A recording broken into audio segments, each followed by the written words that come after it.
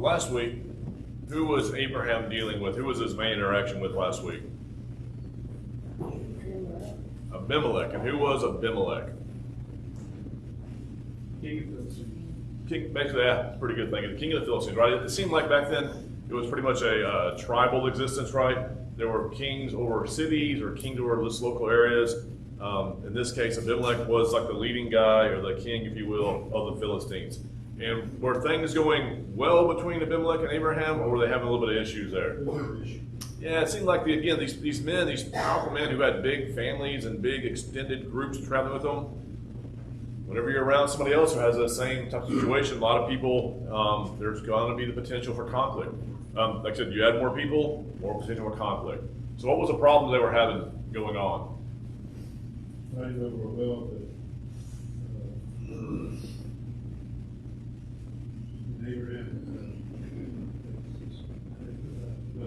Yeah, it's the same thing going all the way back to Abraham and Lot, right? There got to be so many of them because they were herdsmen. It's hard to spread out enough where everybody has adequate grass and water and feed for their animals. And so that's what's happening. Water. It's the water. Water would become a big deal. I mean, can you imagine? I mean, water's a big deal now and here, right? I think I heard on the news the other day they're planning 5 desal units in the Corpus area. Water's a big deal. When you're trying to feed and water a bunch of animals with no mechanical means really to do it, it's a huge deal, right? And so Abraham and Abimelech get together, and Abraham brings up the issue. And you remember what Abimelech said about it, though?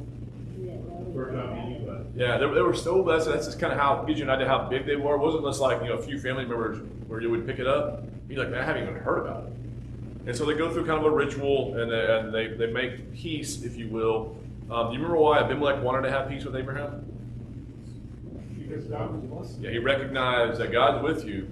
He goes, I want you to make sure that, and he wasn't only concerned for himself. Do you remember kind of what he went as far as how the duration of the promise he wanted, or the treaty with Abraham? Sons and sons. He wanted a multi-generational thing. He goes, we've been kind to you and let you dwell in our land. Please, extend that kindness back to us as God continues to bless you. And then we also talked about, did that go well or did that not go well? For a while. As long as Abraham was around, but generationally speaking, no. It went really poorly because the Philistines, it's going to stop the next generation. It didn't last as long. And that happens, again, we see that with godly people.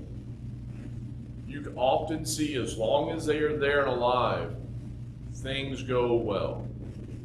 But when they die, and that godliness, if you will, has to pass down to the next generation, there's a potential for problems. I think it talks about, again, when you think about when Moses was leading the people, things were going as well as they could, had a godly leader. It passed on to Joshua and Caleb. Now, were Joshua and Caleb godly leaders? Yes. And then there arose another generation. Do you remember how the Bible describes the generation after Joshua and Caleb? Another generation arose who did not know or did not fear God, and things go bad. So that's why we've got to do the best we can, not only teaching ourselves, teaching our children, if you have some influence, to teach our grandchildren, because once you're gone, it's on their shoulders. They have to be able to stand on their own, right? Okay, that gets to chapter 22. Chapter 22 now is going to cover the whole section of where Abraham is asked to offer his one and only begotten true son, the son between him and Sarah. Someone want to read? This is the first couple of verses, 1 and 2. It came to pass after these things that God did tempt Abraham and said unto him, Abraham, and he said, Behold, here I am. And he said, Take now thy son, thy only son Isaac, whom thou lovest, get thee to the land of Moriah, and offer him there for a burnt offering unto me, on the mountain which I will tell thee. Can you imagine Abraham's reaction to that command? We've been talking about the history, right? How long did it take the promise of Isaac promise of the child to be fulfilled? 25 years, from 75 to 100. Now, we don't know the exact timing right here, but this is on past that now. So what was the big deal between Sarah and Abraham when they had the child at 90 to 100? What made it miraculous? Their age. They were well past having kids, right? Now, here, again, we're 10, 15, 20 years past that.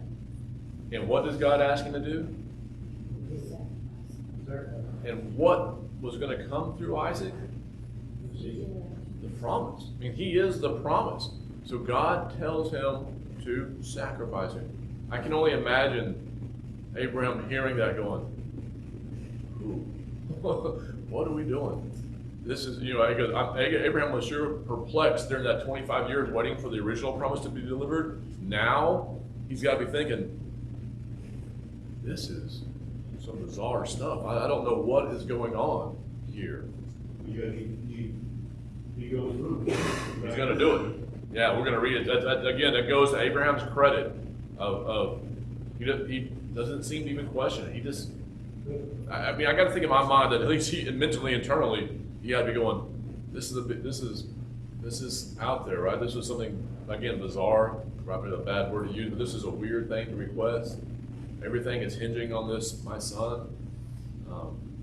And this is, to take him out, it is questionable.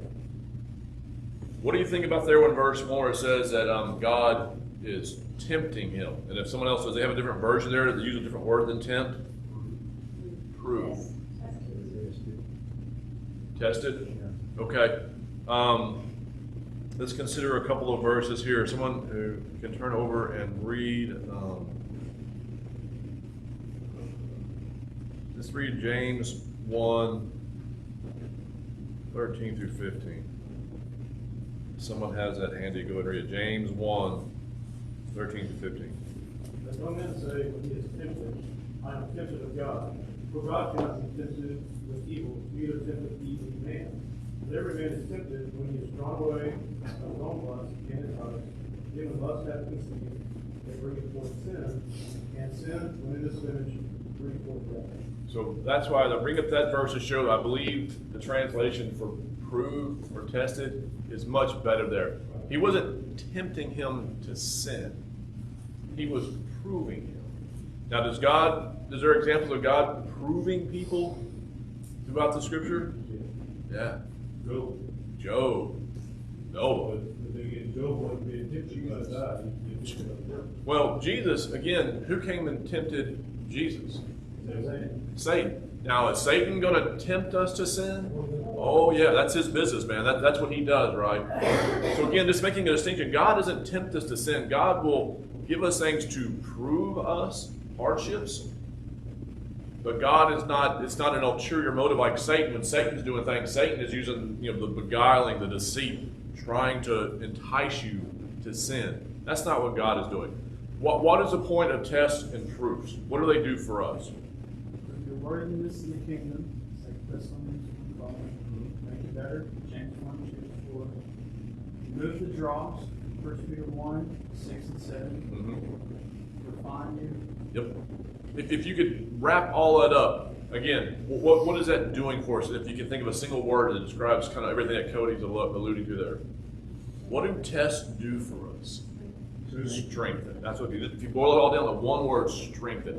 If we're never tested, again, it's like you think about when you raise your kids, if you never allow them, if you do everything for them and shelter them from everything and don't let them ever make a decision on their own, and they finally get out of your house and they're on their own, what is the potential you set up for them? Disaster. Because they've never been tested. You've got to start letting them, make some decision on their own and let them fail so you can come back and say, hey, that was a bad idea. You shouldn't have done that, right? And learn from that. So again, the idea of testing and prove. That all make sense? Okay, let's read next section. Verses 3 through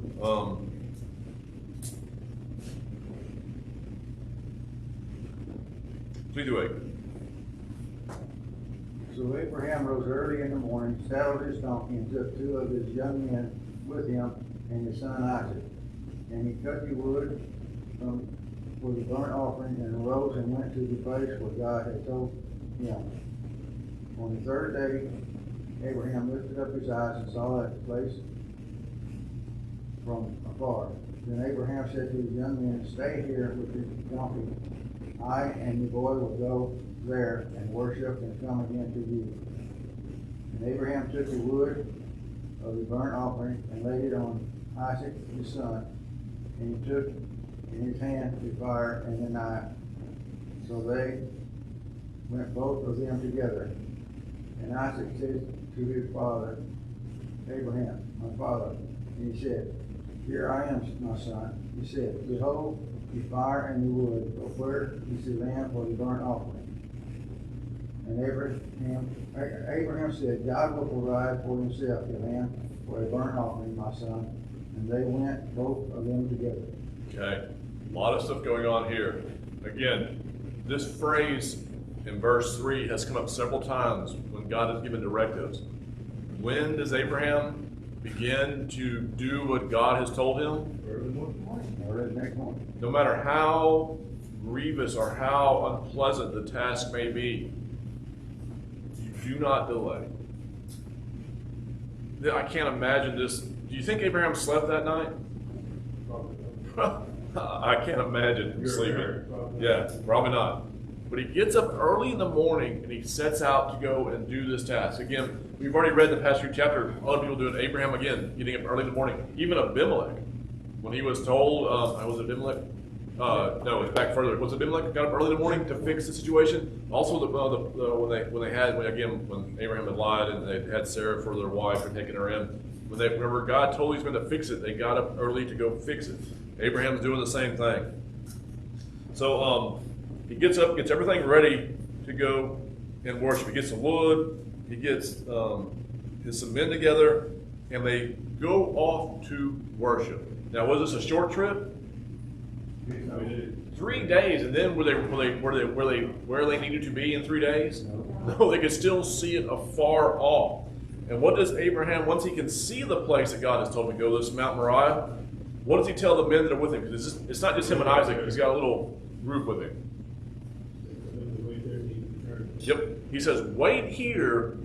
He goes, "The lad and I," again, that term lad is kind of a misnomer, thinking back to Hagar and Ishmael. When she cast the lad under the bush, how old was he? At least, right? At least that age. He wasn't just a young man. So here, again, lad, in Jerry's notes, he said he believed, and I don't know how he figured this out, I'm going to have to go by and ask him, because I couldn't figure out how he got the age, but he says he believes Isaac was between 18 and 20 years old. So he wasn't just a child. He was a young man. But Abraham uses this, the Bible uses this phraseology, and verse 5 is fascinating to me. He says, Abraham said to the young man, "Abide ye here with," my version says, "the ass or the donkey and yours. I and the lad will go yonder and do" what? Worship. First time that word is used in the Bible right there, worship. One of the false doctrines out there today is that all of life is worship. That everything you do, no matter what it is worship. Does that fit with what this verse says right here? No. Were Abraham and Isaac worshiping when they got ready for the sacrifice? When they took the 3-day journey? No. He says, "I'm going to go there and worship." And then what does he say? Who's going to return to you? We will. We will. What has he been told to do? So if he's going to go sacrifice his son, why did he just tell the young men that we're going to come back to you? He believed, he knew the promise was there for Isaac, right? Even though he was full well was going up there to kill him, he says, "We're going to come back to you. Some way, somehow, we are coming back." Didn't I what you said earlier about the forgiveness? Also, that maybe God forgives how strong he is without even realizing it's so strong. Being able to do something like that. Yeah, perhaps, yeah. Again, because you can imagine that Abraham's brain was running. What is the point of this? What are we doing? Maybe, in his brain, he worked out, he goes, "I'm going to go and slay my son, and God is going to raise him again and before my eyes, right? That has to be what he's thinking, right? Because has Abraham, do you think Abraham at this time knows that the angel of the Lord is going to call out and stop him from killing his son? No. He believes he is going through with it. Every intent of going through with it. And yet he says, we're coming back to you. Also, big blessing for Isaac. Worship to this extent. Yeah, I Isaac. think is more important than worshiping God. Yeah, Isaac's gonna have some questions here. I can only imagine the conversation that Abraham and Isaac had on this last part of this journey, right? Someone turn over to Hebrews 11:19. Read that when you get there. Hebrews 11:19. What is Hebrews chapter 11? How do we know that chapter? Chapter of faith. Someone want to get there? Actually, it's back up. Let's read 17 through 19. By faith, Abraham, when he was tried, offered up Isaac, and he that had received the promise offered up his only begotten son, of whom it was said that in Isaac shall thy seed be called. Accounting that God was able to raise him up even from the dead, from whence also he received him in a figure. So that gives us a little bit of insight, perhaps, into what Abraham was thinking. What was Abraham thinking? He was going to raise him up, that he was going to kill him, and that God was going to raise him from the dead. In a sense, in a figure, what is that representing? Right. Yeah, how could you miss that, right? Abraham is the type, anti-type of God in that situation. Isaac, the type, anti-type of Jesus in that situation. Again, I have a footnote that says this is the first mention of the word love, and it refers to the Father and Son, just like God and Christ. yep. Like I said, Uncle Jim, my uncle, he worked in the refinery stuff, and he ran crews. And he would ask guys to go and do stuff. And a lot of times he said guys would balk when they asked him. They did stuff probably a little bit more dangerous back then than what OSHA would allow you to do now. But he would ask these guys, hey, I want you to go up on this scaffold and do this. And they're like, we're not going to do that. And he would go do it. He said, I would never ask my guys to go do something that I wasn't willing to do myself. Right? So again, what is God asking Abraham to do? Something that he is going to do himself. And he lets Abraham get up to the very motion where he's bringing the knife down before he stops him, just to see if he would actually do it.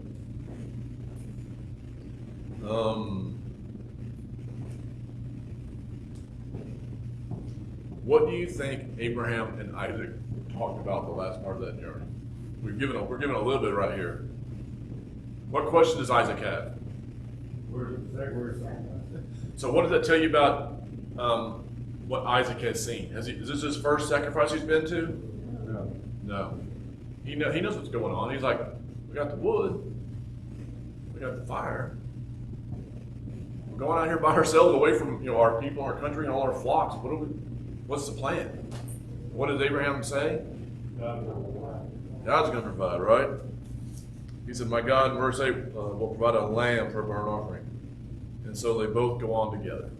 I can imagine this Isaac's brain is rolling at this point going, I wonder what that means. I wonder how this is going to work out.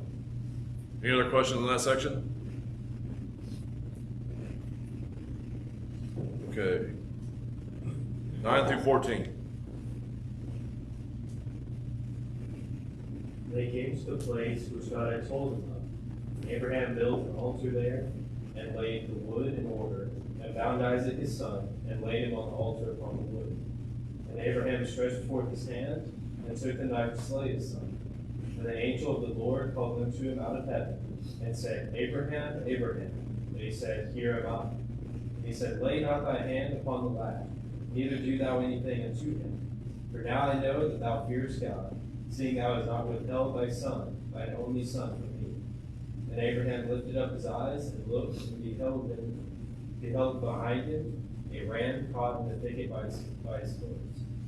And Abraham went and took the ram and offered him up for a burnt offering instead of his son. And Abraham called the name of the place Jehovah Jireh, as it said to this day, in the mount of the Lord it shall be seen. All right. So as they're preparing in verse 9, the altar, they're getting ready to offer the sacrifice. They say he builds the altar, they lay the wood in place, and then it says he binds his son and lays him on the altar of wood. Again, we're not told anything, but there had to be a discussion there. Isaac was obedient to his father. Ooh, because again, it's not a child. He's an older. You think, so if he is around 20, that means Abraham's how old? 120. So could Isaac have gotten away if he wanted to? Oh, yeah. Oh, yeah. Yeah. There's no doubt that Isaac could have got away and said, no, this is crazy. What are you doing? So again, there had to be a discussion there. Abraham had to probably convince or reason and say, listen, this is what God has asked me to do. And what did Abraham believe was going to happen? He goes, he probably told him, you are the son of promise. Even if I kill you here, God will bring you back. He had to be convincing, right? But then he binds Isaac. Again, and you can only imagine, Isaac allowed himself to be bound and place him on the altar and get ready to offer him. Why do you think he bound him? You think that sacrifice the animals, so it's just maybe it's a way that sacrifice the animals not run away, it's just Tradition, maybe? yeah, or just Perhaps. the way that they do things. Yeah, maybe. I mean, I don't know. There's no right or wrong answer. I'm just, I think I'm just thinking out loud, really, of why he bound him. That's what that kind of my brain is. You tell your kids, like when they're young, we're going to go in here and we're going to get a shot and whatever else. And after they've had a couple, they figure out what's going on. What do you typically have to do? They'll usually go to the doctor with you. They'll usually say, when you go in that back room and get ready, what do you got to typically do? Hold them down as they give them the shot, because they don't, even though they brain can process, they don't want to get stabbed. I don't want to get stabbed with a needle, right? So even though he convinced Isaac, this is what we're going to do, he might have said, I'm going to tie you up, because when you see the knife coming down, the reaction might be there to get out of the way. Again, I don't know. It's just interesting to me. Who stops Abraham? Have we heard him calling out a few times in our past few chapters here? Who else has the angel of the Lord called out to? Sarah? What you said? Hagar, correct. And when he called out to her? Well, Yeah, in her time of trial when she left the first time, the second time when she got cast out, he's talking to her. So the angel of the Lord is very active in all this of what's going on. So the angel of the Lord calls out to Abraham. And Abraham, whenever he's called out, even from his boy, when his boy asks him a question, what does Abraham answer whenever he's called out to? Well, he says, here am I. He says, here am I. So, what does the angel tell Abraham? Don't touch him. Again, then he explains to him what God's intent was. And what does he tell Abraham? For now know you fear God. Now I know. And again, if we think about these things, since God knows all things, and I wonder about this a lot, who is God proving? Is he proving it to himself? Or is he letting Abraham prove it to himself? Yeah, maybe a little of both. But again, it's definitely for sure for Abraham's benefit, right? And I don't know if God willingly doesn't allow himself to have some foreknowledge to see how people are going to react. I don't know if that's how God works in situations like that. But it's interesting to see. You're going to say something? Yeah, that phrase right there, now I know, huge slap in the face of Calvinism. This whole idea of predestination, Right. you're chosen from birth, this, that, and the other. He had to prove himself to God. God allowed him the opportunity to prove himself. There was free will involved. Free will. And so, the majority of the denominations yank free will out of the equation. Right. I've been doing some research stuff on some Calvinistic thoughts, and maybe it would be beneficial to go through some, maybe a sermon series, because it affects most of the denominations we run into. One of the big things they teach is the absence of free will. And they do it kind of by implication. They don't come out and really say that necessarily. They say, but with predestination, that God is making the choices for who is saved and who is not saved. But again, like Cody's pointing out, what does God say here after Abraham does what he does? Now I know. Which again shows that Abraham had a choice. Because Abraham's given an unsavory task, and he's going to do it. Jonah was given an unsavory task. And what did Jonah do? He ran.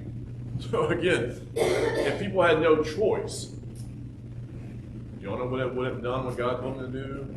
Abraham did what God told him to do. But again, people have a choice.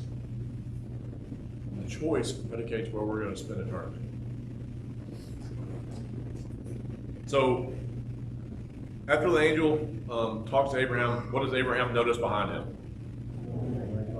The ram. The ram caught by his horns behind him.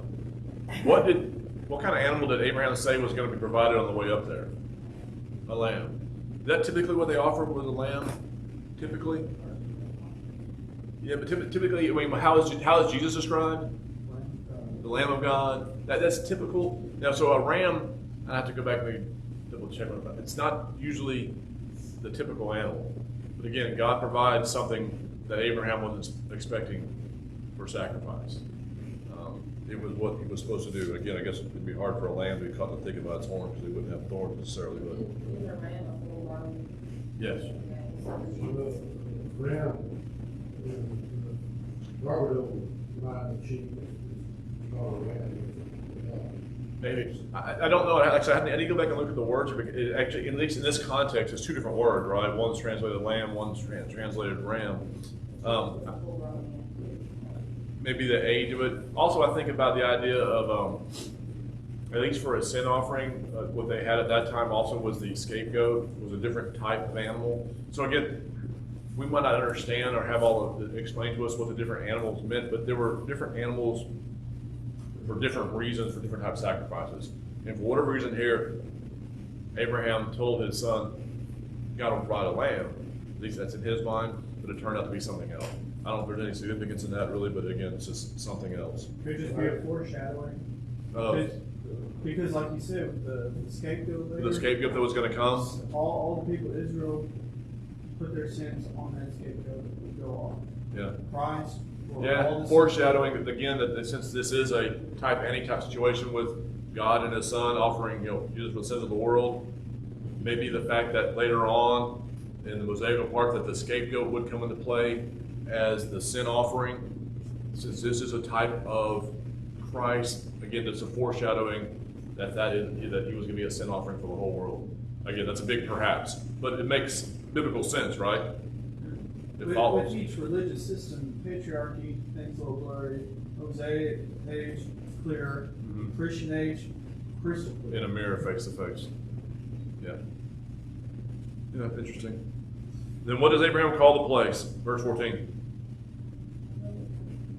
And it means what? God has provided. Any questions on that section? All right, let's go ahead and just read the end of the chapter. The last part of it is some genealogy stuff. We'll go ahead and read through that. That way we can say we finished the chapter. So 15 through 24. And the angel of the Lord called unto Abraham out of heaven the second time, and said, By myself have I sworn, saith the Lord, because thou hast done this thing, and hast not withheld thy son, thine only son, that in blessing I will bless thee, and in multiplying I will multiply thy seed, as the stars of heaven, and as the sand which is upon the seashore. And thy seed shall possess the gate of his enemies. And in thy seed shall all the nations of the earth be blessed, because thou hast obeyed my voice. So Abraham returned unto his young men, and they rose up and went together to Beersheba, and Abraham dwelt at Beersheba.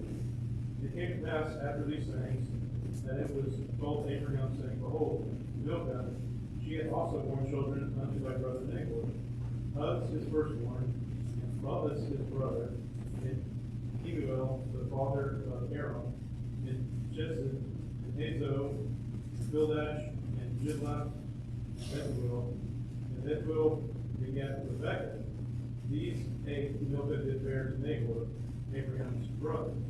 And his concubine, whose name was Reumah, she bare also Tebah, and Gaham, and Zahash, and Maachah. Thank you for that. I probably should have made Rick read that last one. Sorry to do that to you there. Yeah. Of all the names that were listed in that last part, what's one that kind of jumps out at you? Rebecca. We're introduced to Rebecca. Because what's going to happen here in the next few chapters with Rebecca? So let's see if anybody's good with genealogies. What relation is Isaac going to be to Rebecca? Are they cousins? I don't know. I just asked that question. They're related somehow. Are they cousins? Abraham's brothers. Brother's daughter. So they'll be first cousin, right? Okay, this Arkansas type cousin. I'm kidding. That's a joke. That's a joke. My wife's from Arkansas. I'm kidding. I knew she would know the genealogy. They got that ingrained. First cousins no, second cousins okay. Okay, it's enough of the genealogy. Back to verse 15. Angel of the Lord speaks again, and what does he tell Abraham the second time? He reiterates the blessing, the promise. That's right. He's going to repeat the promise. And where was the promise originally given? Not saying location, biblical. Chapter and verse. Where's it given? The what? The chapter and verse where the original promise was given to Abraham. Verse 12. 12, 1 through 3. That's what the original promise, through him that all nations are going to be blessed. So again, when that promise was given originally, 75, right? Now, 15, 20 years after 100, so we're talking about a long time after, almost 50, coming up on 50 years, he's going to reiterate the promise. Again, Abraham knew it, understood it, to the point that he knew if he killed Isaac, Isaac was going to have to be raised from the dead to fulfill the promise. But after all that happens, the angel of the Lord reiterates the promise to him. This is how it's going to happen. Did anybody catch the change of phrase of who's talking to Abraham? It refers to him twice as the angel of the Lord, right? Then what does verse 16 say?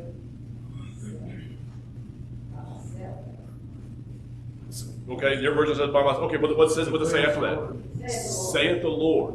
So it says angel of the Lord prior to that 2 places. So we've seen this before where it says something says angel of the Lord, and sometimes it will say that's actually the Lord. That's God speaking right there.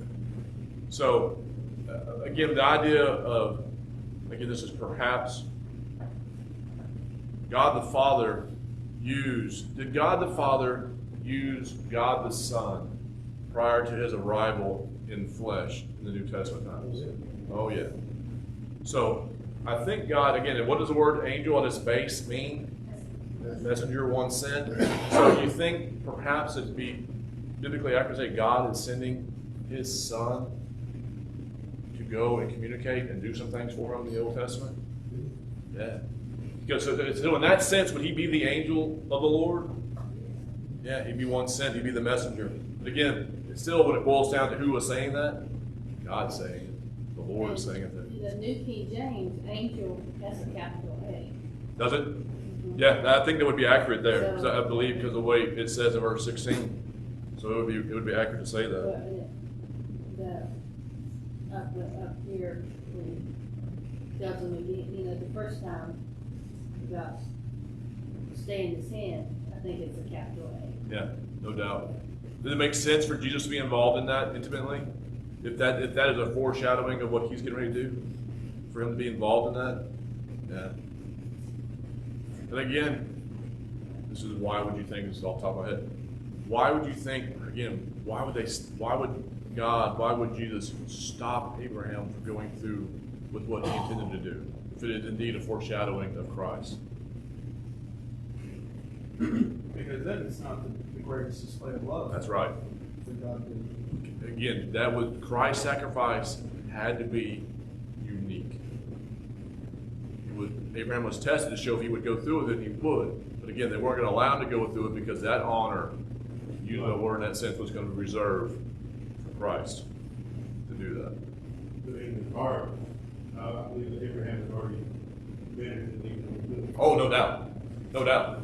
No, without a doubt, he was going to do it. But again, he was stopped again because that was going to be reserved for the act for God and Jesus to do alone when the time came. That'd be one of the hardest things for a human to do. Unimaginable.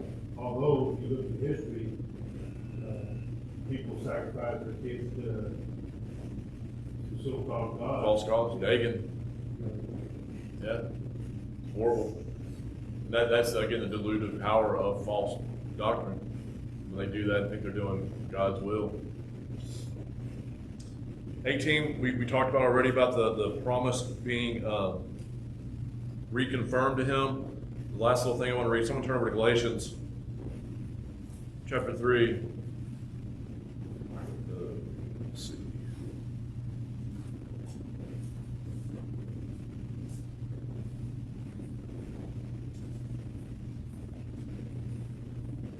Let's see. Let's see.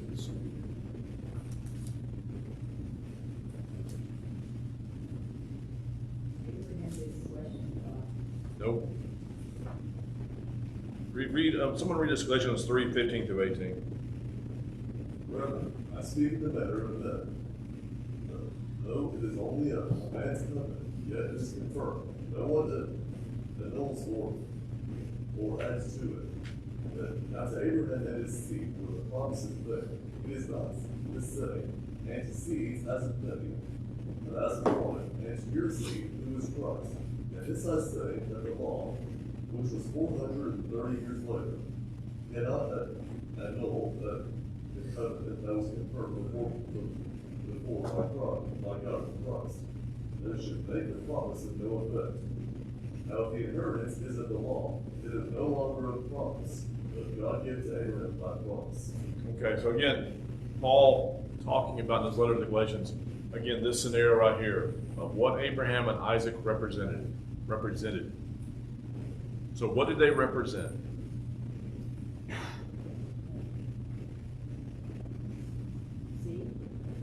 The seed promise, the shadow of God in Christ, the fulfillment of the law, the fulfillment of the covenant.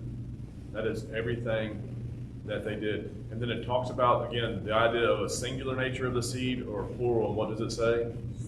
Singular. That's why it had to be Isaac. No matter what they tried to do with concubines or this or that, it had to be Isaac. So when Jesus came to this earth as God's Son in the flesh, did he create many variations to get to heaven? Singular. You think about the idea of, I'm not an English guy, but the definitive article, a definite article, he goes, I am the way. All those things he says right there are all definite, right? Singular. There is no other way to the Father but through him. That is all the time we have about it. So next week we will do chapter 23. I don't know that. We'll figure out what we'll do next week. I'll let you know.